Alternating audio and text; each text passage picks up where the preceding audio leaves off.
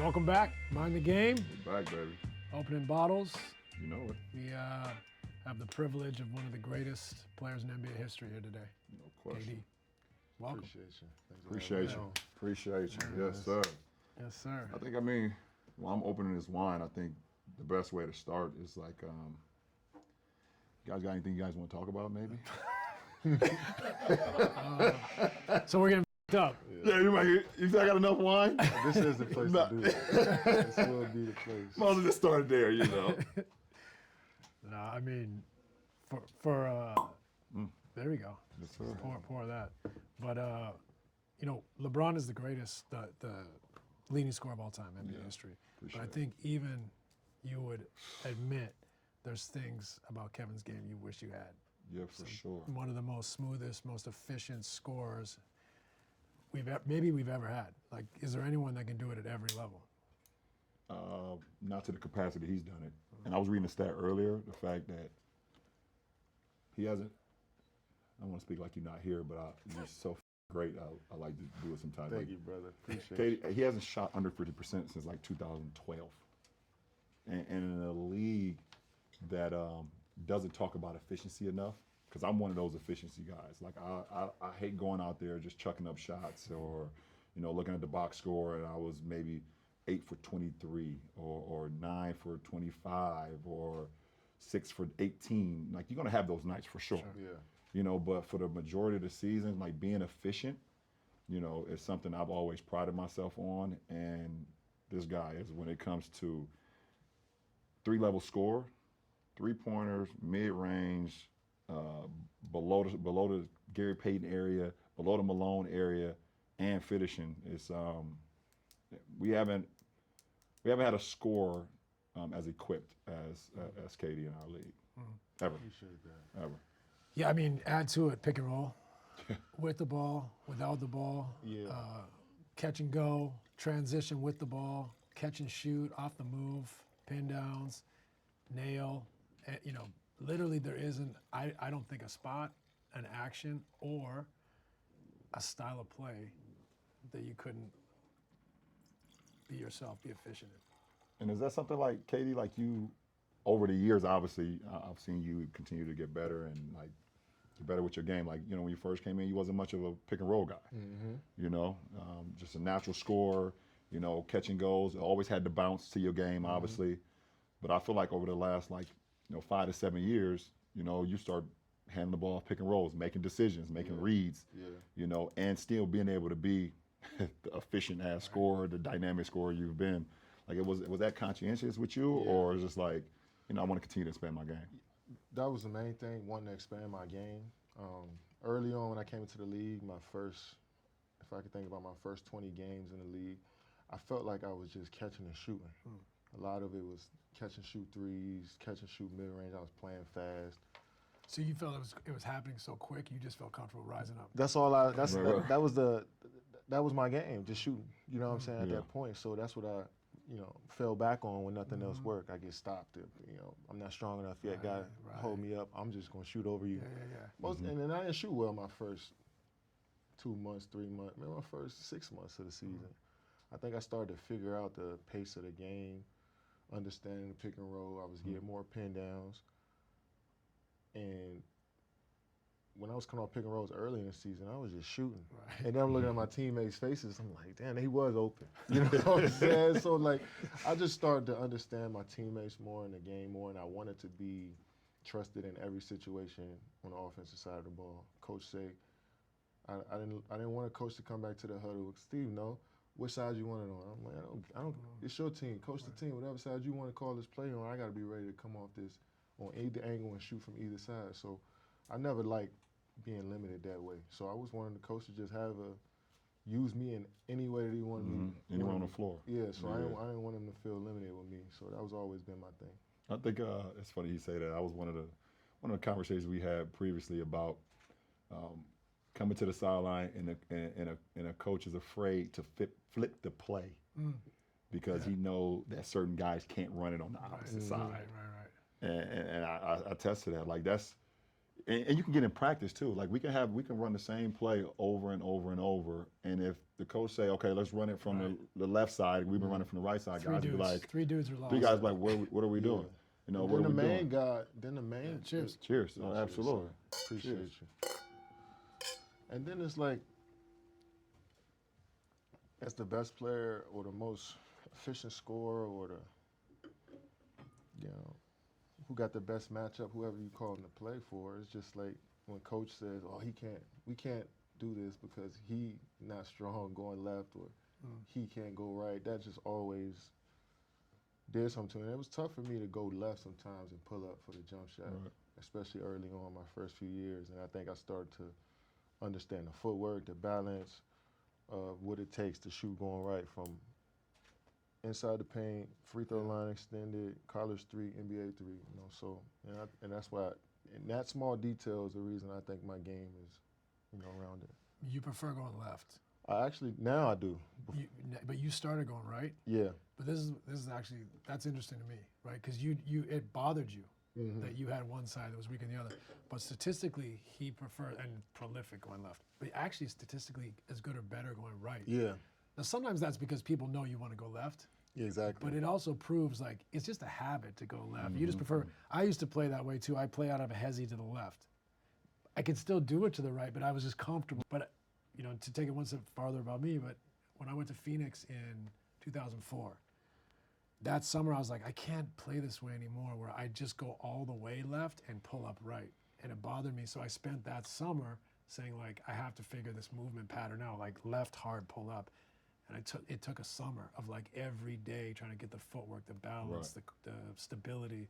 That sounds like you kind of did that early in your career. Yeah, I mean, it's crazy you said that because when I got to Golden State and we started working out more, you told me that. And it's always stuck in my mind that, like, yeah, the defense knows if you're going left, most of the time you're going all the way to the cup. So that 1-2 dribble pull up going left has been a staple for me. But it's more so about the pickup of the ball.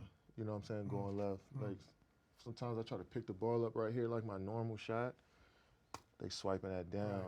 Instead of, we do this a lot too. I start, changing my pickups and I'm shooting the ball this way now. So a lot of that stuff is just adjustments to how physical the defense was and me just wanting to get shots off. But this you make it sound simple. The reason he's able to do that, like take the ball up in different areas, is because especially at your size, your balance is so good. Your feet are so good. That's where it all starts with. He gets on balance, so like he still has legs under him, so it doesn't matter if he brings it up normal. Right. He brings it up here, he brings it up there. He's always still got legs to get under his shot and get that thing up in the air. That's like, those are the little bits that people don't understand. Right. Yeah. That you have to work every day getting down, getting deeper, getting in a position to have your legs under you. Yeah, I mean, just being able to understand the power that you have under you in your legs and letting that flow through your whole body to get to your jump shot. It take a while for you to understand how much power you really have, but the lower you play, the harder you dribble the ball back up into your pocket. All that small stuff matters if you want to be a good shooter. Right. And it makes sense. I mean, all the detail that you're talking about is, when we talk about efficiency, and there's only been a small select few guys to do this in NBA history. The 90-50-40 club, or 50-40-90, however you want to break it down. You've done it twice. And it was actually 10 years apart from when you did it. I think the first time you did it was in 13, and I believe the last time was 23. Yep. But you want to know who's actually the leader in the 50-40-90 club? I think it's this guy. What is it, 4? 4. And I feel like I missed like 3. You know what? That's funny. We were talking about probably have it. too. We were talking about it. My first year with the Lakers, here at the end, I was fucking 100 years old, but no offense. But I think I missed it by a layup, like one field goal. Man, right? and that stings every time. And I think earlier in my career I missed it. Like I shot 897 from the line, and you think back, it's like 1 or 2 free throws, and for a whole season. That's crazy. That's crazy. So I don't think about the 4 times doing it. I think about the 2 times. Yeah, right there. I think about that. How many more times were you close to that you could remember off the top? I think it was another time in Brooklyn where I was like 39% from the 3 going into the last game. I had to make like 4 out of 6. I was like 1 for 8. I was just, man. And I was thinking about it too. I wanted it so bad, and it's just like that's another part of the mental game. Yeah. You can get in your own way. Yeah, for sure. Thinking too much about stuff like that. So yeah, I remember that one time in Brooklyn. I think it was another time in OKC, where I think it was the free throws I might have missed. I was like 88, 87 for the year, and I tricked Free off. throws for a shooter your caliber, the free throws drives you crazy. That's the right? crazy- Like, drives you crazy. to We miss talked. that. I think we might have Yeah, talked we about. I talked- was yeah. like 84 this year, like 83, Yeah. 82 at one point this year. I was just, and that's been bothering me Want mentally to kick the ball out of the gym when you miss a free throw. more than anything, man. Like I being over 90% is key for me. But so mid 80s is just not it. Yeah, I can relate to that. What's your career high? You had it From the free throw this line? year? Yeah, I think I was career high this year. I was almost at 80. Yeah, I was like 79? 79, 6 or something. I'm rounding my off. 80. But the 3 ball was at what? My career high for my 3 was 41, I think, last year. I think last year I was You in the definitely 40s. second half of your career, your 3 balls ago. Yeah. Yeah, man. The guys Just was being talking- more like efficient. Just being more efficient with it too. Like, I think your midi too this year stood out even more. I feel like you always hit it, but I think you went to it more this year, and you shot it from deeper this year. Yeah. You think so? Yeah, I think so. But it's something I still, to be honest, it's something that I haven't been able to master in my career. I work on it. Improved a lot though. Improve, yeah. But like like when you talk about going left and then going right and being efficient, like going left with my midi, I feel really effective with that. I feel like I got great balance with it. I feel like I'm, like you're talking about the speed of how you pick the ball up after it comes off the ground, and Natural where the rhythm for pocket you. is. Yeah. You know what I'm saying? You know exactly how to get it back to that pocket. And I know I can go straight up and down going left. I can fade out. It's just all the powers over there. Going right has always been a little like, sometimes my balance is off. Sometimes I don't know if I should fade on the shot or if I should go straight up and down, and it's always kind of fucked with me mentally, even though I work on all of them. Yeah. But when obviously when you get into the fray, you don't want the defense to dictate what you want to do, obviously, but it's like getting that pocket that you were saying. Yeah. Like the one person that is unbelievable going right with his pocket, no matter where it is like Chris Paul. Like he can almost shoot. Yeah, he can do all this without even dribbling and keep it and just rock. He can shoot it from Triple here. threat or off the dribble. Yeah. And it also gives him that natural little fade. Yeah. I can relate to because Right, you need right. that few little inches to get it over the. Size. Right. Do you feel like if you take mid range, you settling like throughout your career? Yeah, for sure. I mean, especially my first 14, 15 years, like, there was no need for me to take a lot of mid-range, bro. Like, I saw a clip of him when I was doing research for this. Take off from I don't know, man. It was like near the free throw line, and it was like the velocity he was traveling at. It was. Yeah, I seen was some like, clips too. what in the Just world like- was but that? that the also lob in Portland. that also comes from like my little league coach too. Like my little league coach and high school coach, they always talk, don't settle. Yeah. Like stop settling. Like, and then you get people in the crowd who obviously don't know basketball like we know basketball, and they tell you to dunk everything.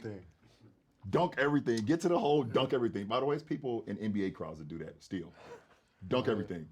They get disappointed when You you. know, don't yeah. show So, but I felt like putting pressure, when I entered the league, in 03, it was, I definitely shot a little bit more mid-range my rookie year because No spacing. there was no spacing. that. Exactly. I was coming off floppies. Like my first basket ever scored in the NBA is off of floppy action, LeBron fade to the and corner, floppy is hilarious. fade to the corner, shooting a jumper from the short corner. Once you got the Miami, I just feel like the floor was so much space with Boz shooting the three. Yeah. You have more shooters around. Just like, why settle? Well, like when we played y'all, I'm like, yeah, he can. I don't want him to give him this midi, but like, there's no way I could just stop this man. What I'm saying? Get to that cup. Momentum. So I understand. It's that mental part of like, all right, what do I do? Especially when we got so much responsibility. Yeah, for sure. As scorers, as initiators, it's tough to figure out exactly, how you're gonna approach it sometimes. But that goes to both of you being about efficiency, right? Yeah. You don't feel good if you have a Nah. high volume night and didn't make shots. That's why you guys prepare the way you prepare. Take care. But I mean, there's a stat here. 2021-22, we were together. 58% from 3 to 10 feet. 58% from 10 to 16 feet. 16 feet to the three-point line. 71%. Unless the Googles are wrong. That's crazy. I didn't even know that. 71% from 16 to 3. Like that's that's insane. I didn't even realize But that. 10 to 16 at that's 58? that's not in an empty gym. Right. Like that's a lot of homework. It's a few guys in our league. It's a few guys. I'm not a lot. It's a few guys in our league that you believe every time they shoot the ball is going in. Right. And KD's one of those guys. Damn, it is. That's a lot of pressure, boy. No, it is. It is. Listen, like when you shoot the ball, when Steph shoot the ball, if Steph get a look, you don't think he's gonna miss. I think Shea is at that point too. Shay's at that point too, especially in the middies. Like every time he shoot, I'm thinking he's going in. Yeah, especially he's fucking his rhythm Let me right ask you now this. is so good. Quietly in the mid range, I think Kawhi's like I that. was about to say Kawhi like that too. Kawhi's like that for sure. Kawhi's like that too. For sure. I don't care if he missed 10 in a row. Every shot he next shoots. one's Especially in that mid range area. Even his threes is, I think his mid range is above his threes, but he's still a good shooter too. Right. Yeah. But that mid range area, I mean, it's certain guys that raise up and get to their spot. You know exactly that they planned on doing that. Shea, one of those guys in today's league. I even like throughout the play. I even like what Julius Randle did from the mid range this playoffs. Best I've seen him play. That's the best I've seen him shoot the ball. Confidence he has. So I think the mid range game is coming back for sure. So that's a big old conversation right there. Yeah, because analytics, all these analytic departments right now is saying layups and threes, free throws, layups and threes. But we're watching the MVP of our league right now, pretty much dominating through the mid range. Dominating. So and in the postseason where the game changes, like ultimately it's like get to the spot, get to your spot, and get a bucket. And I understand the balance between having to get up a lot of threes, but I believe you can't tell you, Luka, or Austin Reeves, don't play your game and take those shots in the mid-range, or just be you. Certain guys, though, No, for sure. you know what I'm saying, who need to for sure. rely Need to be on a the police a system little of bit. the team, who can't create on their own, who can't create those shots on their own. They need to shoot more threes. So I remember we was in a game against Cleveland and George's Niang. He liked to talk a lot of shit. I love George's, but he talked a lot of shit. And he telling me, like you need to shoot more threes. I said, no, these dudes around me need to shoot more threes. I need to play my game. You know what I'm saying? If I get into this paint, and because y'all gonna collapse on this mid-range and I kick out to one of them, I'm expecting them to shoot the three, not dribble into a mid-range. Like, that don't make no sense. But the best players on the team, you can't turn them into robots. You're exactly right. So we did a whole episode on this. The mid-range has never been more important. It's just, it has to come from the right dudes. Right? Exactly. The court is spaced now by the role players. Exactly. What do you think they're trying to take away? Threes and layups. So the star has to be able to make mid-range shots, or else the team's not going to be able to score in a playoff situation. That's simple. They have to be able to loosen the defense, takes what there. So I think the analytics community would agree with that too. Yeah, they would. It's really just, we don't want players X, Y, and Z taking a coming bunch down, of mid-range. because the mid-range, I believe, is if you can't find a good shot, we should look for the good shots early, the threes. Attack the paint. Attack the paint, try to get layups, try to get threes. But when it's 5 to 6 seconds on the clock, get a ball to the best player. And if he shoot a mid-range at that point, then he shoot a mid-range. But we're not going to waste the clock trying to look for a 3, 2 seconds on the clock, and we giving it to no Why are you pointing at disrespect, me? Dorian Finney-Smith with 2 seconds on the clock to make a 3. That's not what we, or Royce O'Neal. That's not, I mean, they can hit it for sure, but that's not sustainable offense for us going forward. Another thing, what you're also saying is, like, you pass up a good mid-range shot to get a worse shot. Exactly. Right? So there's a balance there.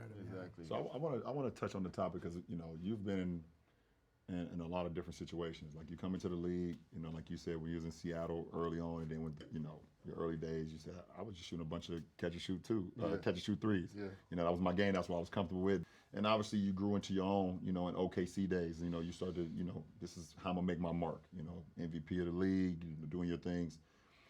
How was the transition though when you went to Golden State to now playing in their split game action, you know, let's get the ball moving. You still having the freedom to do what the hell you do, but was it how much of a, you know, adjustment was it for you? It was pretty easy because up until, let's say James got traded for 2013 to 2016, I feel like those were the only years I was playing like point forward in my whole life. The rest of the time, I'm playing off my teammates. I might mix up a little, get off the rebound and push and make a play.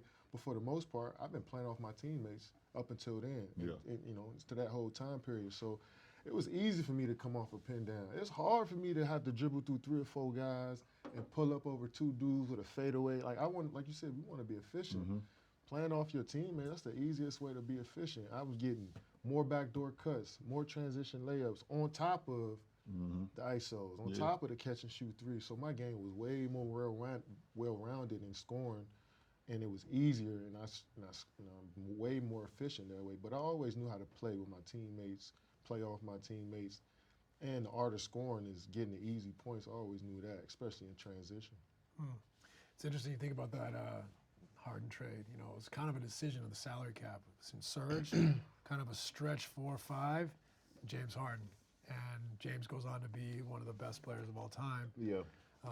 How do you feel looking back? Like, I know it's easy now to be like, well, yeah, we lost James Harden. It's a different era. I mean, I think after a team that, I think we exceeded expectations with that team. And when you reach the finals and you go through a run like that so quick, I don't think a GM or owner was ready for that. You know, so you expecting a team that's 22, 23 to, you know. So you sped up the timeline too fast. We sped up the timeline, all of us, you know, each individual player. Serge, you didn't know, like, he came out of nowhere. He came out here being the best shot blocker in the league. I'm averaging 30 at 21 years old. Russell is 22 years old as an all-star. James, 6 man at 20. Like, so we exceeded the timeline, so they wasn't ready for that. And I don't believe, that's just my theory. I don't know exactly what Sam was thinking or the owner, but my theory is that I don't think they were ready exactly for us to be contenders every year. So since then, since we reached the finals, you're supposed to upgrade and fine tune and make changes around instead of, you can't just pull one of the key figures of your team, you know, off the team and expect us to continue on what we was doing. So I just think they were kind of shocked at how good we got so fast. And, you know, sometimes you get confused. And then on top of that, Sam Presti was probably, 30-something years old? He was young. Everybody was young, trying to figure stuff out, trying to understand what this landscape was. It was just, but it was beautiful. Yeah, it was too fast. It was just, we were ahead of our time. Everything happened too quickly. And yeah, because you think about it, like you went from like coming in the league being like, I can't do anything, I'm just going to rise up and shoot, to second in MVP voting at 21. Come on, man. First team on NBA at 21. Like, doing things at 20, 21. Not just me, but everybody on our team on smaller, different skills. Sure. Even our coaches. He was Scott Brooks. That was his first. He was the coach of the year. You know what I'm saying? So everybody was doing things.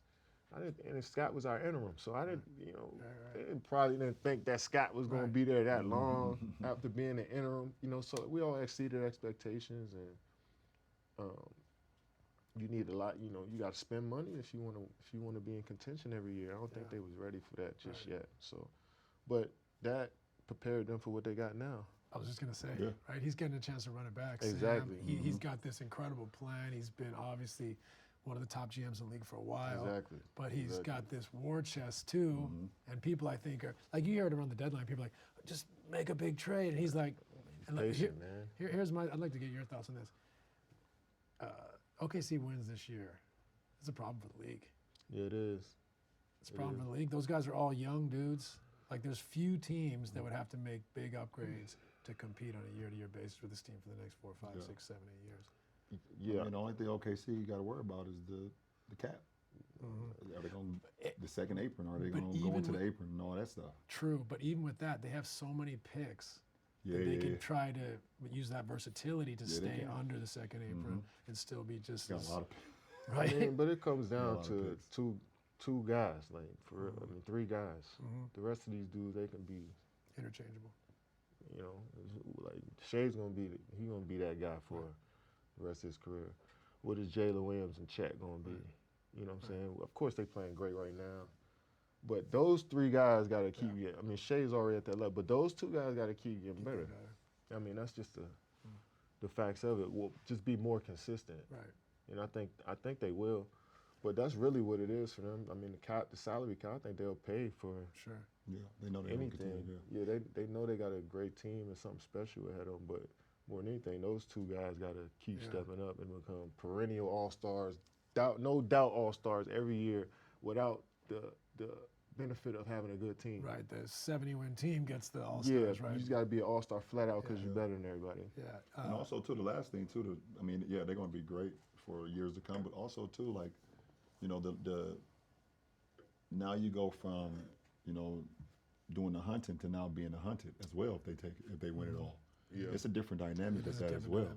I mean, we've both been there, understanding like, you know, once you win it, you know, because you've been trying to get there so, you know, everything is geared to, we want to be the next champion. We want to be the next champion. And then when you get there, now everybody else is, all 29 teams is now like, how do we dethrone them? Mm-hmm. So it's a different mindset as well. And let's see how if they was to win it, you know, don't want to, you know, completely agree.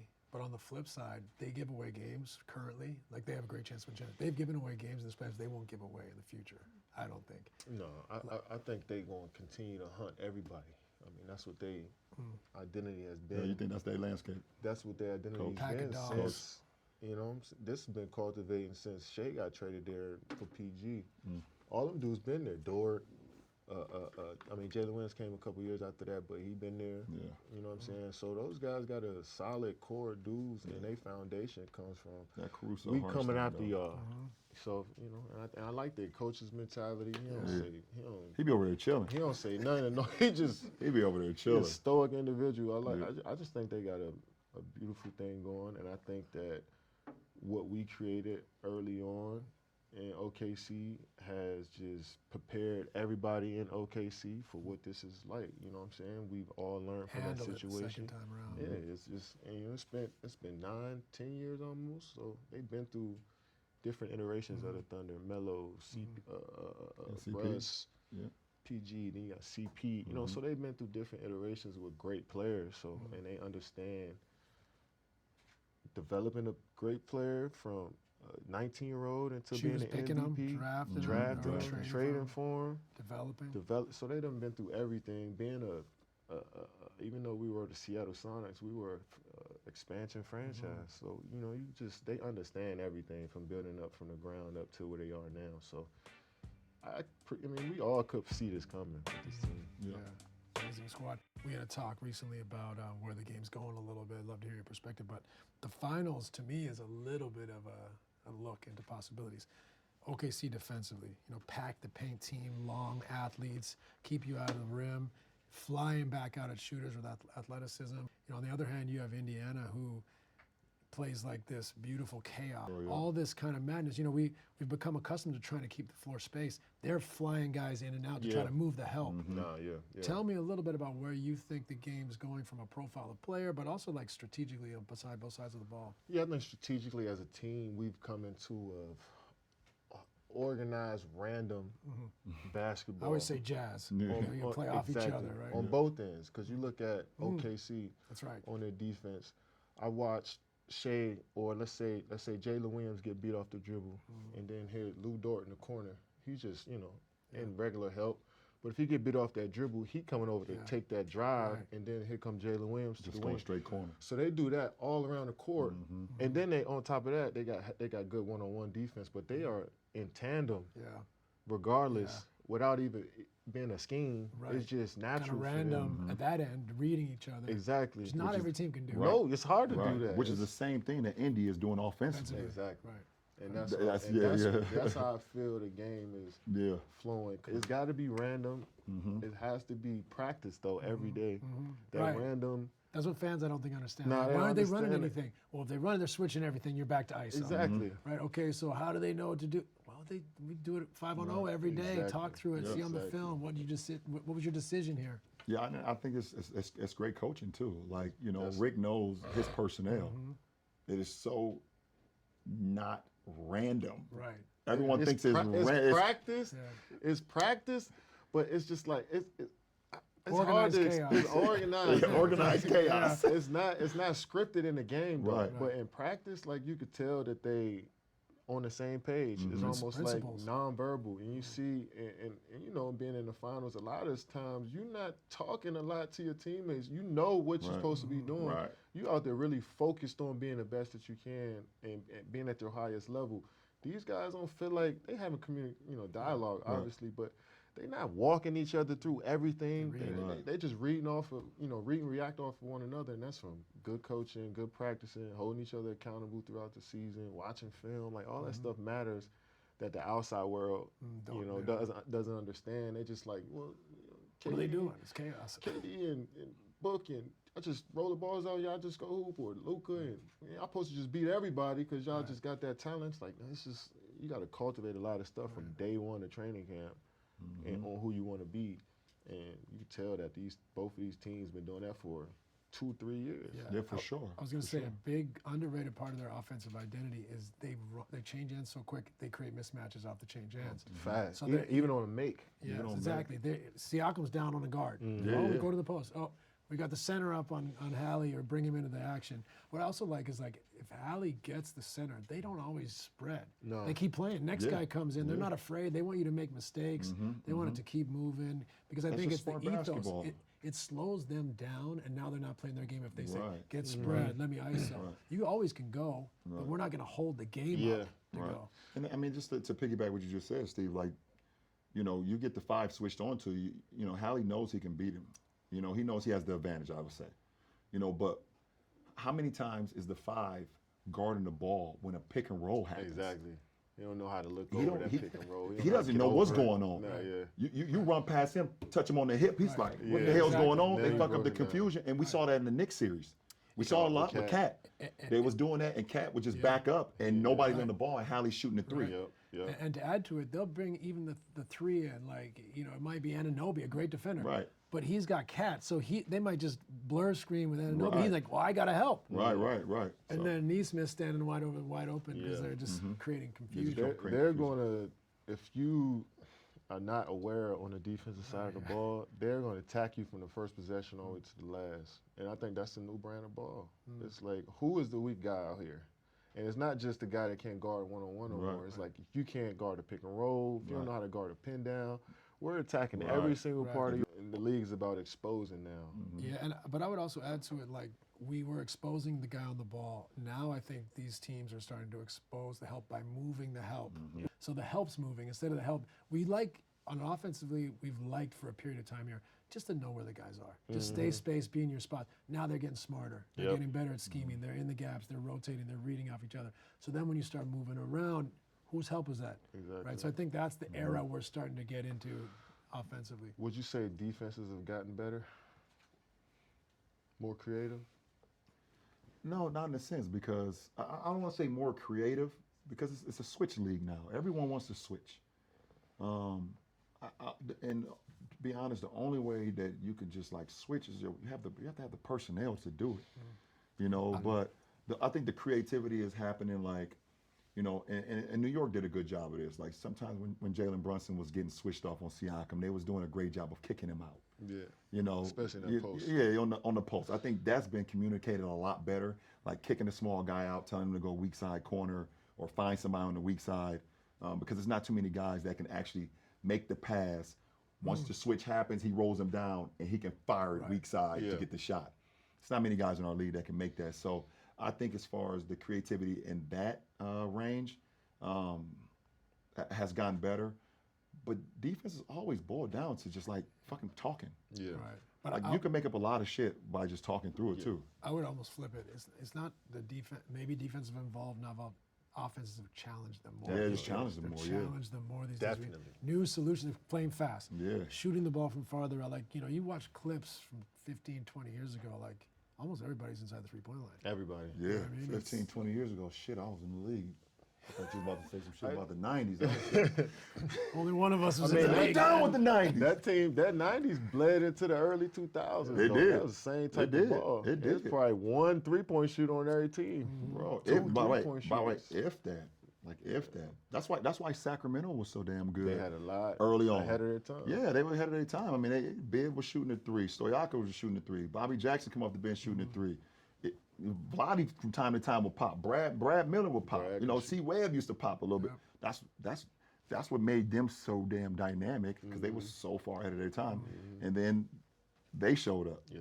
But even those Suns teams, like we think about them now, played so fast and shot a bunch of threes. Yeah, Not true. Not true. We talked about it, yeah. I can't remember what year we beat the Spurs in San Antonio to tie the series 2-2. I think it might have been the game Robert Horry body checked me the thing.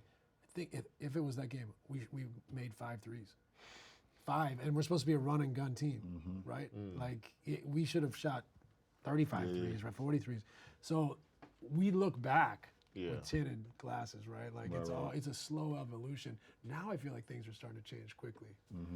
It's like the tech industry almost. There's so much information now. Yeah, and it's all personnel too. But just like the tech industry, some people try it and they can't even get to that. They can't get to that capacity. They don't have the resources. They don't. You got to have the personnel in our league too. As much as it's a copycat league, and as much as we talk about 3-point shooting, whatever the case may be, you still like if you're a team shooting 28% from the 3-point line throughout the season, that don't mean take more threes. Yeah, straight up. Like, what are we doing? I mean, but that's the solution. I get that's it. what they tell. I get it. More threes. If we shoot 28 threes on a game, that's not enough. No, it's not enough. Oh no, that ain't enough. You know what I'm saying? They get mad if you below 35, 40. Man. Oh, yeah. So do you think the profile of players changed? Like I've been thinking, I'm like, I don't know if the 6'2" and under guard is at a premium no more as a starter. Maybe as a backup. Yep. But you have to be. We just talked about this last. It's gotten compressed. It has. Right? It's compressed. It has. It's that like either Donovan Mitchell, Drew Holiday, 6'3", or Lou 6'4", Lou Dort, or it's you got to be. You can't get picked on defense. That's the thing, because we playing such a pick-on game that they will really, literally, if you can't guard, they will bring you up every play. Time. Yeah. And if you're 6 foot, 6'1", and you're not a bulldog like a Davion Mitchell, Drew Holidays, on the defensive side, or you're not an offensive flat-out savant like Kyrie, where you can score on dudes 7 feet easily in ISO, then I just can't see it. What you think? Like for me, I'm interested like Darius Garland. Like he's an amazing basketball player. I think his value like I'm shocked. Like we don't talk about him as like this amazing, like because the era, like if he played in any other era, I think he would have been like his value would be through the roof. Yeah. Like he's that skilled, he's water bug, he's got every shot, he can play make. But there's an era where it's like, okay, we also have to help that dude out defensively all the time. Yeah, I mean, like that's an example for me because he's such a good basketball player, right? He's so tough. I mean, it's just he is, and it's like, but the defensive side of the ball is where people will attack him. If you want a chance to beat the Cleveland Cavaliers, you are going at Darius Garland most of the time on the defensive side. That's not saying that he's going to get scored on every time, but sometimes he's just small. Right. He's 6'1", 6'2" sometimes. And when you got nowadays offenses are giving the ball to their best player. I don't care if you're 6'9", 6'10". If you out on that perimeter, Paolo up there, bring up Darius Garland. And if you don't have that built in, but Cleveland did a good job of building in that help around him. But if you don't have that around those guards at that size, it's going to be tough. Because now 5 guys outside the three-point line. Exactly. If he played 10, 15 years ago and beyond, 6 out of 10 dudes are inside the three-point line. You got help right there. Right? That makes defense easier for everybody. It's harder for some of the best defenders to guard up with all of this space. I heard you say with JJ, I think, on a podcast that it was harder to get 30 at the start of your career just because of spacing. It definitely, man. It was. You got 2 dudes at the block. Bunch of power forwards in the league. Most of the time, the whole league running floppy. That's the go-to set. So we got 8 guys inside the three-point line. They weren't working on their legs back there, man. Man, so it's all just pushing and shoving. Pushing and shoving, bro.